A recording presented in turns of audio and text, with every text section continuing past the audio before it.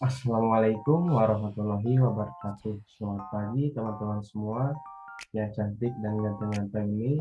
Semoga kalian sehat selalu dimanapun dan kapanpun kalian berada. Sebelumnya saya ingin memperkenalkan diri terlebih dahulu. Nama saya Satria Bagas, bisa juga dipanggil Bagas. Nah, maksud dan tujuan saya di sini ingin mempresentasikan materi yang kemarin, yaitu mengenai diet enak, bahagia, dan menyenangkan, atau biasa dikenal dengan sebutan DEBM.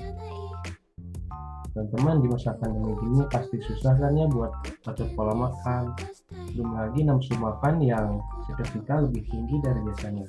Nah, dengan begitu, yuk mari kita simak baik-baik penjelasannya. Next slide. Nah, berat badan berlebih merupakan salah satu faktor orang melakukan diet. Dan begitu, kita juga dapat menerapkan pola hidup sehat. Nah, kita bisa lihat pada gambar di sini, terlihat timbangan yang terdapat tulisan health, yang seolah-olah timbangan tersebut tidak kuat lagi menahan berat badan seimbangnya.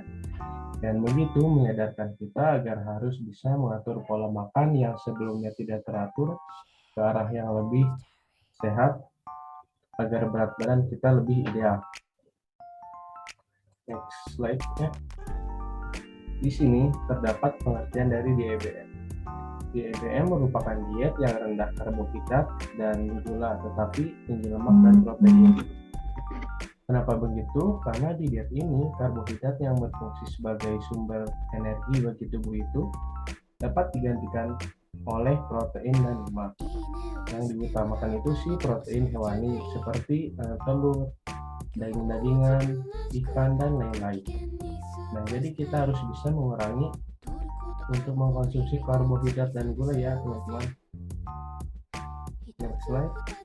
Di sini ada tips konsisten menjalani diet. Yang pertama itu niat dan kesungguhan.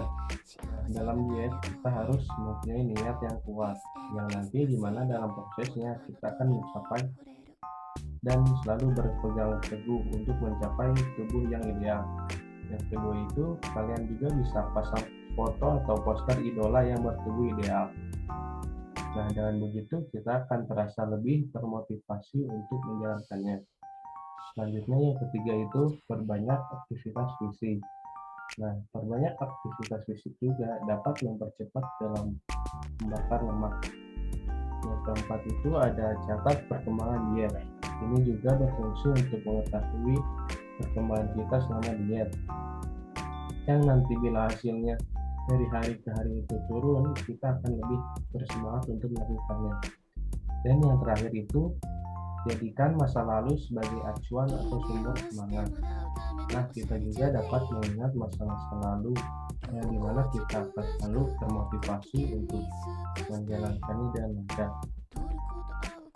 Nah, di sini kita bisa lihat air putih. Nah, teman-teman yang lihat pasti asing lagi sih dengan air putih ini. Nah, yang dimana air putih itu boleh dikonsumsi sebanyak mungkin karena manfaat bagi tubuhnya sangat banyak. Yang antaranya itu dapat meningkatkan metabolisme, dapat membantu menghilangkan racun dalam tubuh, serta mencegah kenaikan berat badan, dan masih banyak lagi. Next, selanjutnya, di sini terdapat panduan umum di EBM. Yang pertama itu wajib sarapan dengan makanan tinggi protein. Nah, dengan sarapan berprotein mampu mengoptimalkan kerja otak, membuat tubuh lebih segar, dan juga dapat membuat kenyang lebih lama. Yang kedua itu minum 3 gelas air putih di jam 9 pagi dan 3 sore. Nah, di jam-jam segini biasanya sih lapar ya. Nah, dan begitu kalau kita minum, rasa lapar seketika akan hilang.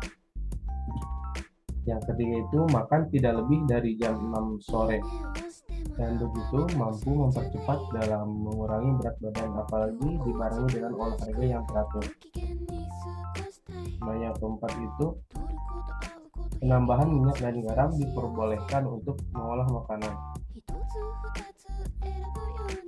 Nah, selanjutnya di sini juga terdapat manfaat diet rendah karbohidrat. Yang pertama itu menurunkan kadar trigliserida. Nah, trigliserida ini merupakan molekul lemak yang dapat meningkatkan risiko penyakit jantung bila kebanyakan mengkonsumsi karbohidrat dan gula. Yang kedua itu menurunkan kadar gula darah dan insulin. Dan diet ini asupan karbohidrat dikurangi yang dengan begitu mampu menurunkan kadar gula darah dan insulin secara drastis. Yang ketiga itu menurunkan tekanan darah. Dalam membatasi karbohidrat pun menjadi cara efektif dalam penurunan tekanan darah. Dan yang terakhir menurunkan nafsu makan. Seperti dalam studi menunjukkan bahwa membatasi asupan karbohidrat secara otomatis mampu mengurangi nafsu makan dan asupan kalori. Nah, cukup sekian pemaparan presentasi dari saya. Kurang lebihnya mohon maaf. Wassalamualaikum warahmatullahi wabarakatuh.